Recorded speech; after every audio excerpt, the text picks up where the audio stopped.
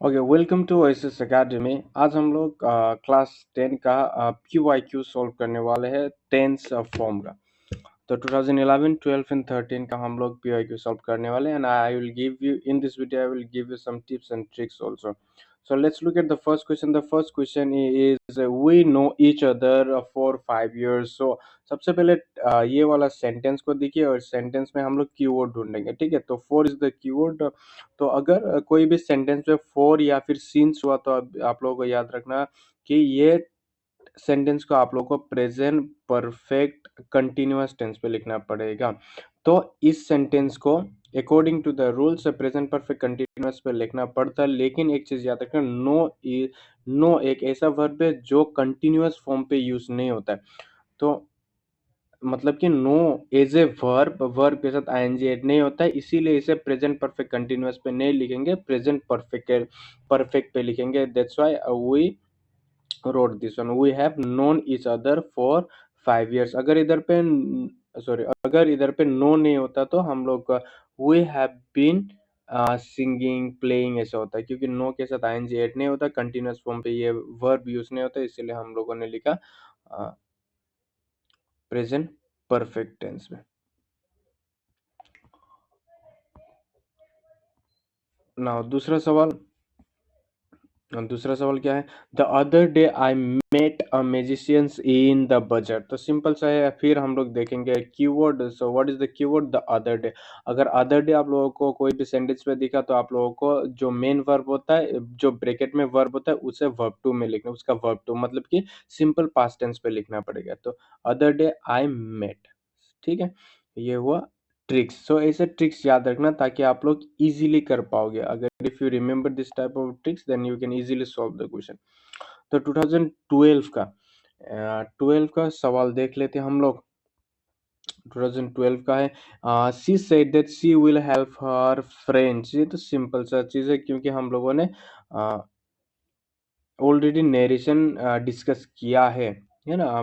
जिसने नहीं देखा वो लास्ट वीडियो देख सकता है। देखो, ये हुआ हमारा reporting clause. Reporting clause verb two में है, मतलब कि इसका टेंस चेंज होगा। She said that, she will का वर्ब टू लिखना पड़ेगा, would help her friends. Simple सा है।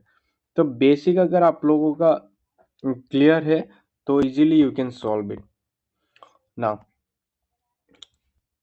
तो दूसरा question, the boys play in the garden when the tree fell down. So फिर इस सवाल में भी हम लोग देखेंगे इस सेंटेंस में कौन सा कीवर्ड है। Now look, when is the keyword. So when and while, अगर ये दो वर्ड आप लोगों को दिखाई दिया तो आप लोग याद रखना कि इस सेंटेंस को पास कंटिन्यूअस टेंस पे लिखना पड़ेगा। तो व्हेन है तो किस टेंस पे लिखेंगे हम लोग? पास कंटिन्यूअस टेंस पे लिखेंगे। पास कंटिन्यूअस टेंस कैसे लिखते हैं?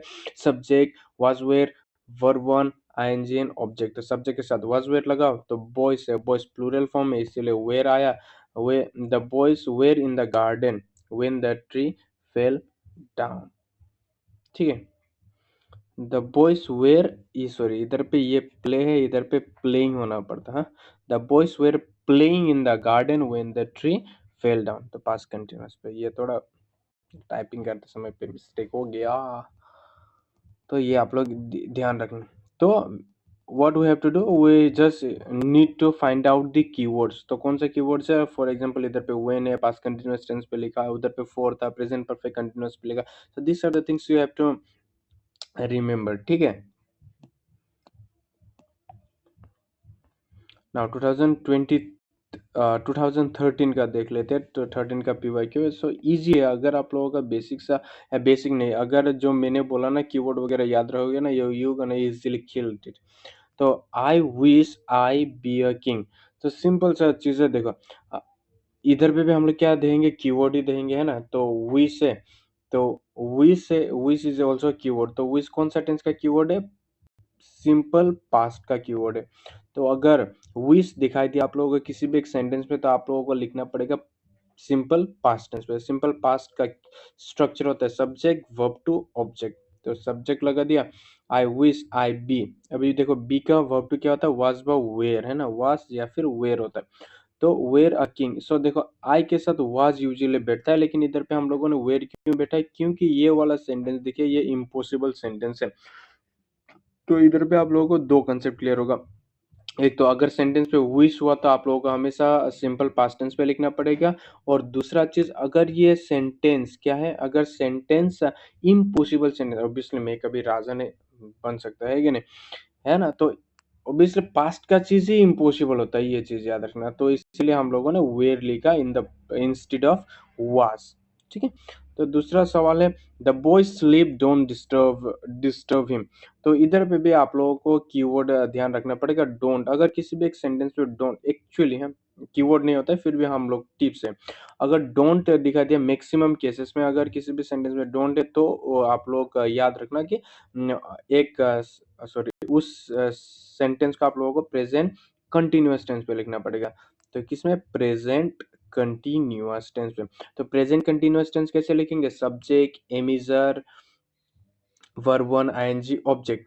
तो लगा दिया सब्जेक्ट, एमिजर का इज आया, क्यों, क्योंकि the boy third person singular number है, एंड आफ्टर दैट उसके बाद लगा दिया वर्ब वन के साथ ING, sleeping, the boy sleeping, don't disturb him.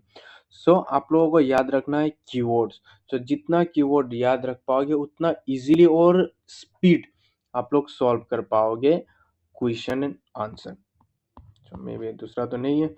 And so इधर पे होगा 2010 का, लेट्स लुक एट द 2010 का सवाल। 2010 का भी आप लोग इजीली कर पाओगे क्योंकि वो किया है मैंने, है ना।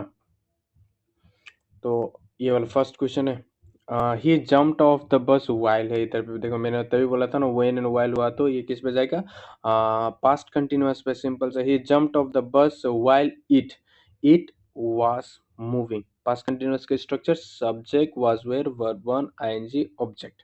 सिंपल से वाज, ये कीवर्ड याद रखना है, व्हेन, वाइल, देन, ये सब हुआ तो पास्ट कंटिन्यूअस पे ही लिखना पड़ेगा। तो he said that he post the letter just then, ये वाला आप लोगों के लिए होमवर्क है।